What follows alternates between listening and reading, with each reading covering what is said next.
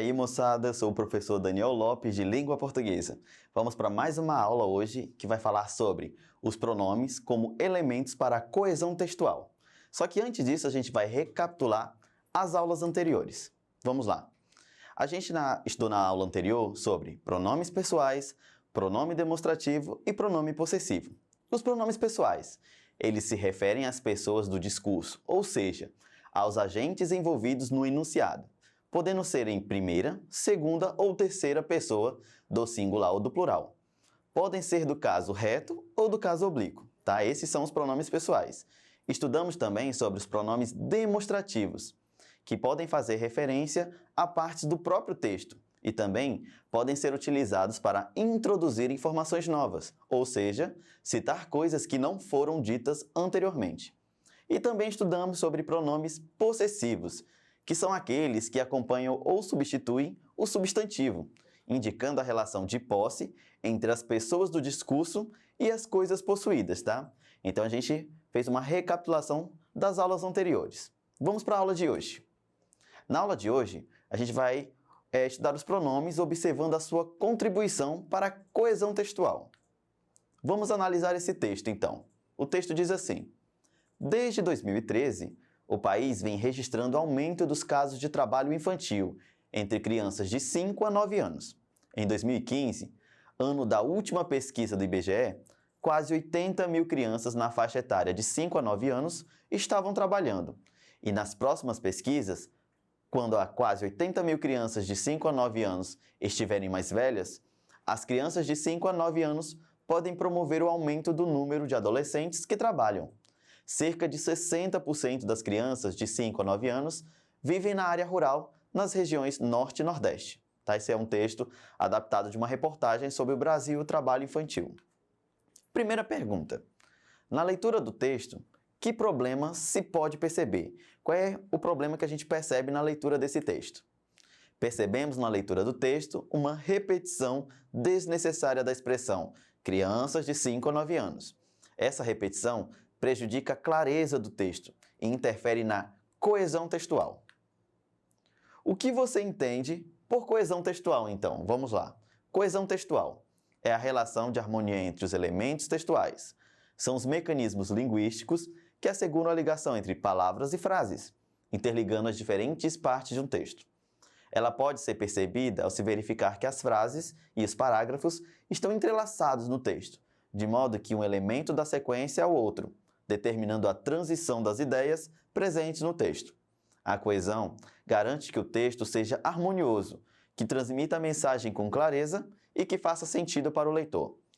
Para que não haja problemas, como por exemplo, a repetição desnecessária que identificamos no texto, é necessário empregar elementos de coesão, utilizando conjunções, pronomes, advérbios, entre outras expressões que têm como objetivo estabelecer a interligação entre os segmentos do texto. O que isso, em outras palavras, quer dizer da coesão textual? Quer dizer que a gente precisa ter sentido nas ideias. As ideias precisam seguir uma ordem. Elas precisam ter uma interpretação para o nosso leitor. Então, para a gente analisar isso melhor, vamos dar uma olhada na reportagem que a gente vai analisar nessa aula de hoje sobre coesão textual.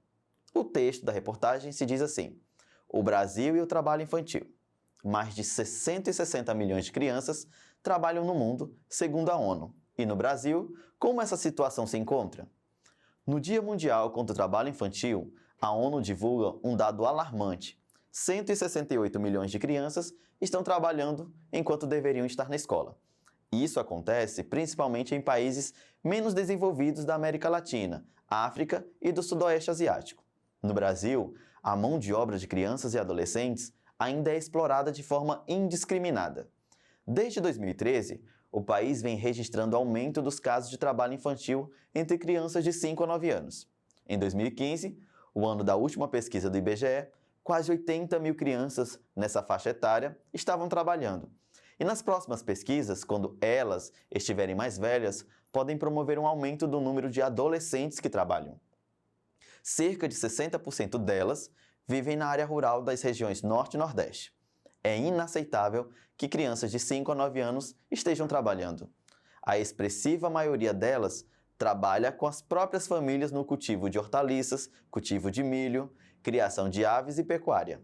É preciso uma resposta para essa grave situação, disse Isa Oliveira, secretária executiva do Fórum Nacional de Prevenção e Erradicação do Trabalho Infantil. Tá? Aí o que a gente vai fazer? A gente vai observar esse texto. As palavras que estão destacadas são pronomes que já estudamos nas aulas anteriores. A gente vai observar a função que cada um exerce no texto. Vamos lá para os exemplos. No primeiro trecho, a gente percebe que foi usado "isso acontece". Esse "isso" é um pronome demonstrativo, que se refere ao fato de milhões de crianças trabalharem em vez de estarem na escola. No segundo trecho, a gente também tem outra palavra em destaque, que é o nessa faixa etária, o nessa, que é um pronome demonstrativo também, que vai retomar a expressão 5 a 9 anos, para não ficar repetitivo. E por fim, nós temos também o terceiro trecho, que diz assim, quando elas estiverem mais velhas. O pronome pessoal elas retoma e substitui a expressão crianças de 5 a 9 anos. Então a ideia é de que a gente não repita sempre a mesma palavra, podendo usar pronomes para substituí-lo, sejam demonstrativos ou sejam pronomes pessoais. No quarto e quinto trecho, a gente tem cerca de 60% delas e a expressiva maioria delas. Então, qual é o exemplo que a gente tem aí? Que o pronome delas, no primeiro e no segundo exemplo, retorna também o título das crianças de 5 a 9 anos. No sexto trecho, que também tem uma palavra em destaque, que é essa grave situação, nós temos um pronome demonstrativo, que vai fazer referência ao fato inaceitável de crianças de 5 a 9 anos trabalharem. Tá? Perceba que o texto, ao utilizar esses pronomes, resolve o problema da repetição desnecessária e torna a leitura mais natural, deixa as ideias mais bem organizadas e, assim, mais claras para o leitor. Agora vamos observar outra situação que os pronomes contribuem para a coesão textual, mesmo quando ele é omitido no texto. Tá? A gente vai ler essa tirinha da Turma da Mônica, que diz assim: legal foi conhecer os nossos direitos. Ei, mas as crianças e adolescentes não têm só direitos? Têm também deveres. Tá? Então a gente vai analisar essa tirinha. Perceba que na primeira fala do Franjinha, no segundo quadrinho, o verbo tem concorda com o sujeito, as crianças e adolescentes, tá? Na segunda fala dele, é utilizado o mesmo verbo e ele concorda com o mesmo sujeito. No entanto, o sujeito não foi repetido e também não foi usado nenhum termo pronome para substituí-lo. Mas veja que, mesmo assim, o leitor sabe a quem se refere a expressão tem também deveres, ou seja, sabe que se refere às crianças e adolescentes. Sabemos também que o pronome que pode substituir essa expressão é eles. Como nós, leitores, sabemos disso? Quando o pronome que retoma um nome é omitido, podemos reconhecer as palavras omitidas pela forma do verbo e pela relação entre as partes do texto. Por exemplo, na tira, o verbo tem está na terceira pessoa do plural, tendo como sujeito o pronome eles. Esse pronome substitui na oração a expressão as crianças e adolescentes que está escrita na fala anterior. Dica de leitura, tá? A gente vai dar uma dica de leitura hoje. Na aula de hoje, além da coesão promovida pelos pronomes, veio à tona um tema muito importante, os direitos das crianças e adolescentes. A tirinha da Turma da Mônica, lida na aula, apresentou apenas parte dessa temática. Você pode baixar a revista em PDF e ler toda a história no endereço abaixo. Então aproveite!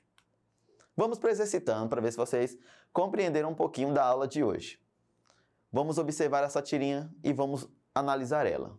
No primeiro quadrinho diz assim: eu vou ter que fazer um relatório oral de 5 minutos quinta-feira na escola. No próximo diz: nós devemos pesquisar sobre o tema, escrever e apresentá-lo para toda a classe com material visual. No terceiro, essa é uma grande tarefa. Eu que o diga, eu odeio minha professora. E no último quadrinho diz assim: ela sabe que todos vamos fazer na noite do dia anterior, mas ela nos deu 3 dias para nos preocuparmos com isso. Tá? Então a gente vai analisar um pouquinho dessa tirinha. Na tirinha do Calvin, a conversa com Haroldo, o tigre, a respeito de um relatório oral que ele terá de apresentar na escola. Vamos analisar cada quadrinho observando os pronomes e como se articulam para promover a coesão, ou seja, a clareza das ideias do texto. Questão 1. No segundo quadrinho, qual é o pronome que Calvin emprega para se referir a a todos os alunos da sua sala de aula. Qual é o pronome que ele usa? É o pronome nós. E B, ao relatório. Ele usa o pronome lo, tá? Questão 2. No terceiro quadrinho. A que se refere o pronome essa empregado na fala do tigre, o outro personagem? O pronome essa refere-se ao trabalho que Calvin tem de fazer, ou seja, pesquisar, escrever e apresentar o relatório. B. O que se refere o pronome o da frase eu que o diga? O pronome o refere-se à tarefa mencionada pelo tigre. É importante lembrar que, nesse caso, o pronome o tem valor de pronome demonstrativo, que é o isso. Questão 3. No terceiro quadrinho, Calvin afirma odiar sua professora. O humor da tira concentra-se no último quadrinho, quando Calvin revela o motivo de seu ódio. Qual é esse motivo? Por que ele surpreende?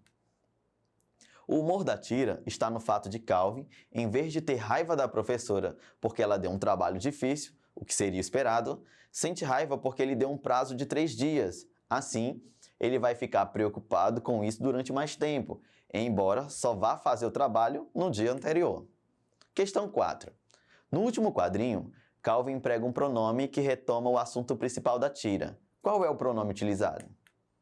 É o pronome isso, que refere-se ao relatório que Calvin tem de fazer. Vamos para as considerações finais da aula de hoje.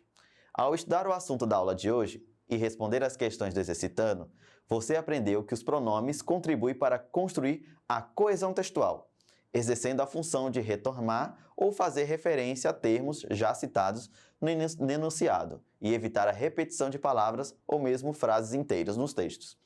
Então, nosso papel da aula de hoje foi fazer com que vocês entendam que os pronomes têm um papel importante nessa coesão textual, de dar essa clareza, de dar essa interpretação facilitada ao leitor que vai estar lendo esse texto, tá? Para outras aulas é só acessar a plataforma Eduque e até a próxima aula.